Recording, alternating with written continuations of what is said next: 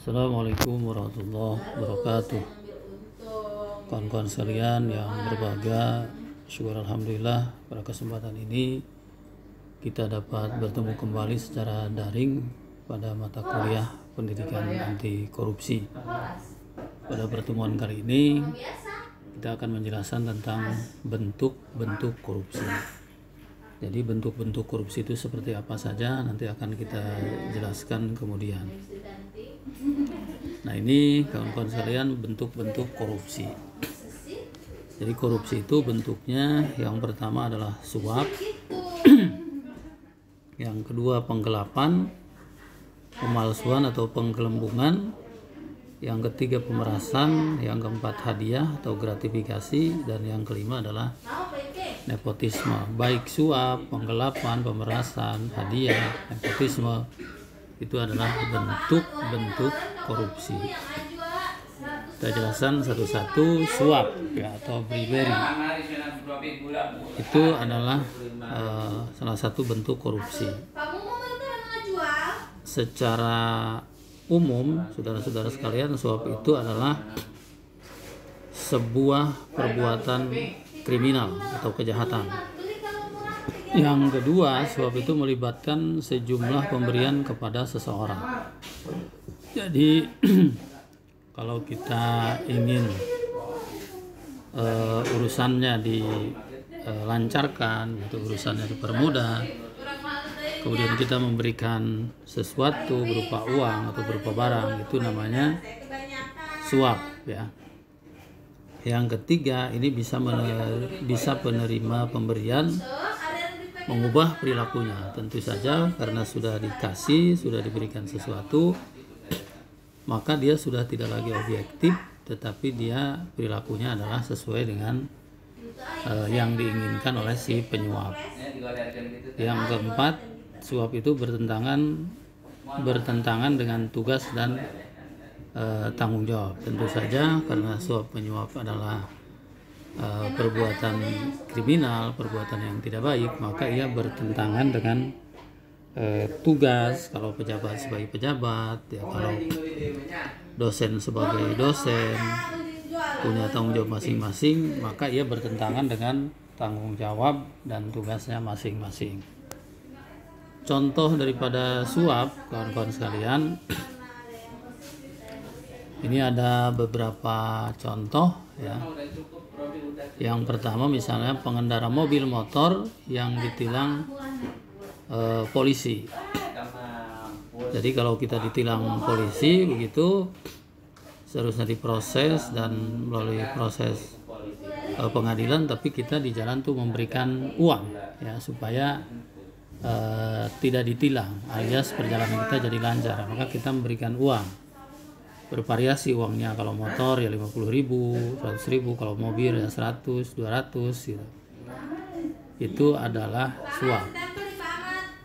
Yang kedua, kawan-kawan sekalian, pengusaha konstruksi bangunan menyuap pejabat pemerintah yang berwenang untuk memenangi tender. Jadi kalau kita pemborong begitu ingin mendapatkan proyek, maka kita menyuap pejabat yang punya kebijakan untuk memenangi tender kepada para pengusaha.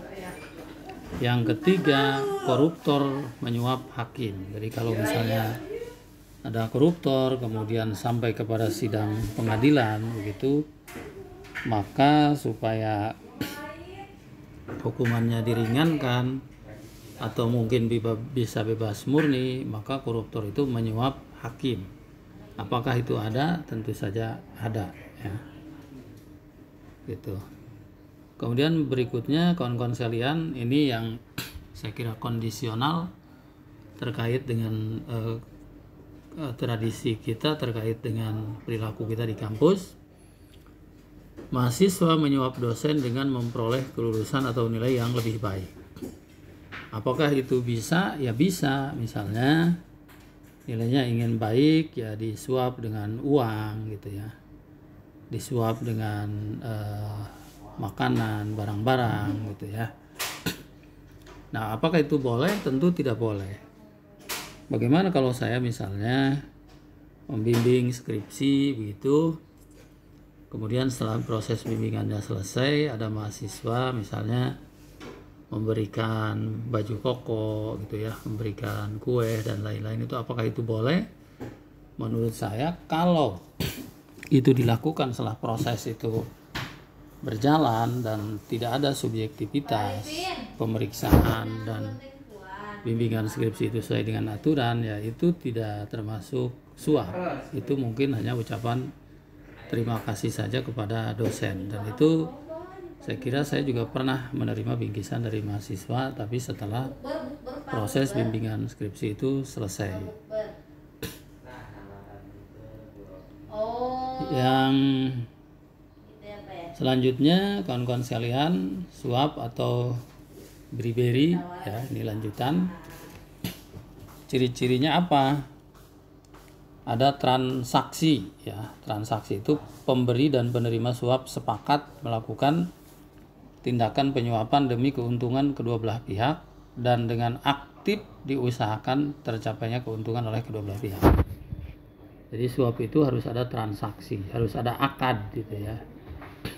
Harus ada omongan, kamu menyuap, saya menerima gitu.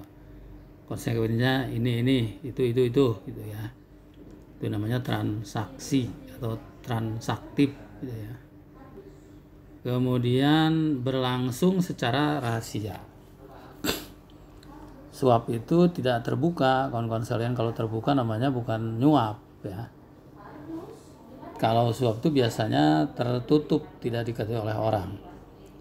Bahkan kalau kita memberikan uang dengan harapan kita bisa menjadi pegawai negeri sipil ya, uang yang kita berikan kepada pejabat itu biasanya tidak pakai kwitansi. Kalau pakai kwitansi itu terbuka, namanya itu berbahaya dan itu bukan suap, bisa bahaya, bisa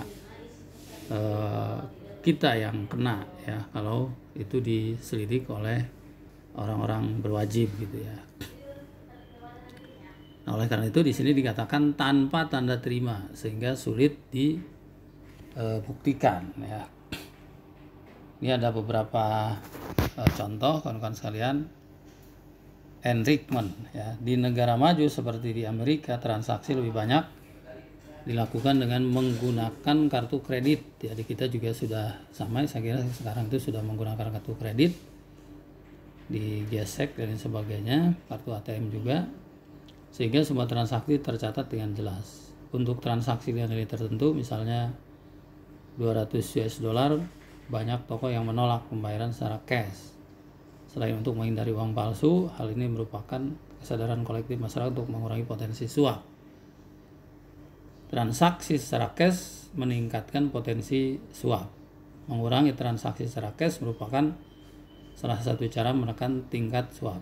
Jadi kawan-kawan sekalian, di kantor-kantor instansi pemerintah sekarang itu gaji itu sudah tidak diberikan secara cash, tapi diberikan secara diberikan melalui rekening kita. Itu dalam rangka untuk mengurangi suap, karena bisa dibayangkan saya ini dulu pernah menjadi anggota dewan. Saya digaji secara cash tadinya. Kita digaji, diberi uang oleh bendahara misalnya sekian juta. Setelah kita terima uang, pasti kita akan ngasih buat bendahara, kita akan ngasih buat staf dan lain-lain walaupun tidak besar. Tetapi kalau uang itu diberikan melalui rekening kita, di samping aman dan tidak ada suap kepada orang-orang terkait, bahkan tidak ada pemberian kepada staf-staf yang ada di kantor tertentu.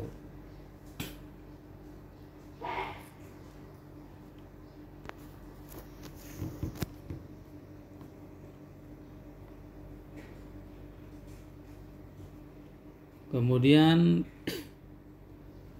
yang kedua, penggelapan atau penggelembungan ya.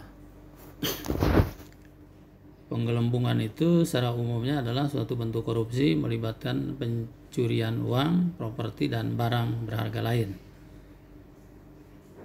Kemudian dilakukan oleh seorang atau lebih yang diberi amanat untuk menjaga dan mengurus uang, properti atau berharga tersebut. Ini adalah penggelapan. Jadi penggelapan itu bentuk korupsi, ya misalnya pencurian uang atau properti dan barang berharga lain, ya. Dilakukan oleh seorang atau lebih yang diberi amanat untuk menjaga dan mengurus uang, properti atau barang berharga lainnya. Contohnya, menaikkan jumlah penerima dana bantuan berkali lipat dari jumlah aslinya. Contoh, kawan-kawan sekalian, misalnya dulu itu ada kasus korban lumpur Lapindo, ya, yang diputuskan oleh pemerintah untuk menerima bantuan. Data yang tadinya itu misalnya 1.500 begitu digelembungkan menjadi 2.000. Data yang tadinya seharusnya yang menerima itu misalnya 500 itu digelembungkan menjadi 2.000. Uang yang hanya diberikan kepada 500 orang, sedangkan sisanya 1.500 korban fiktif dibagi kepada pihak-pihak yang bersekongkol. Ini adalah penggelapan atau penggelembungan, ya. Jadi kalau misalnya ada bantuan langsung tunai begitu, yang sekarang akibat pandemi corona yang seharusnya di suatu kampung itu yang dapat hanya 500 atau 200 gitu, maka datanya digelembungkan menjadi 2.000, ya. Lalu orang-orang tidak berhak juga di situ di setting untuk menerima, padahal tidak. Itu kan, lalu misalnya terima saja kepada orang yang mampu itu, tapi uangnya kemudian dibagi dengan pihak-pihak yang bersekongkol, ya. Kemudian lanjutan ciri-cirinya, otogenetik.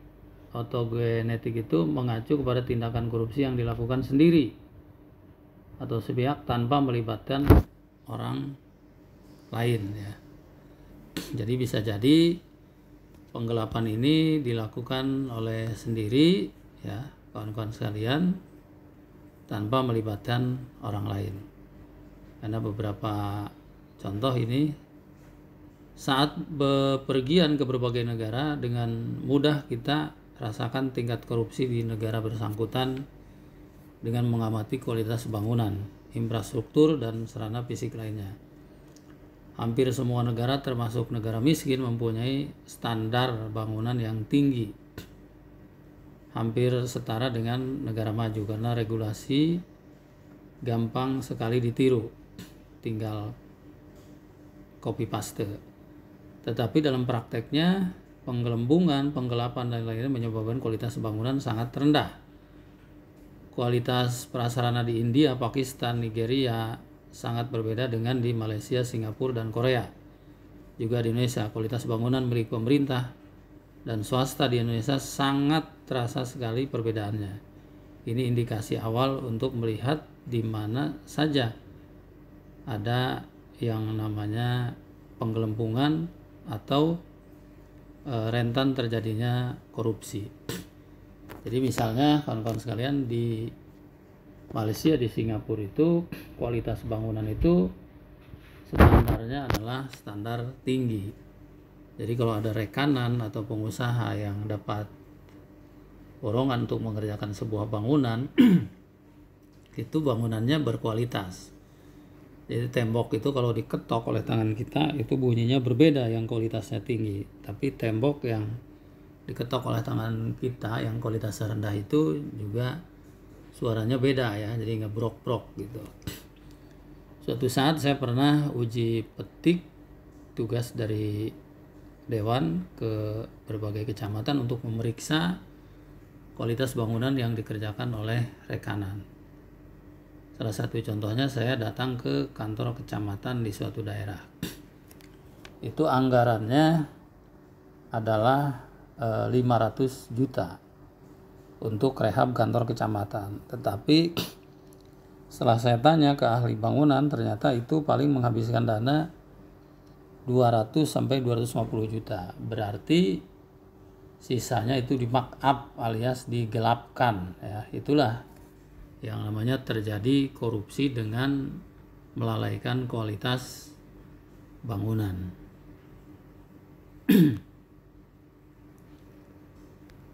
Saudara-saudara sekalian, saya kira itu yang dapat saya sampaikan tentang bentuk-bentuk korupsi.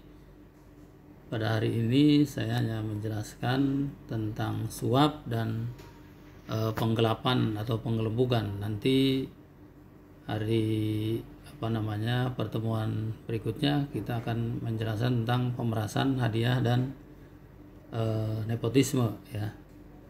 Terima kasih atas kebersamaannya. Kurang lebihnya mohon maaf. Wassalamualaikum warahmatullahi wabarakatuh.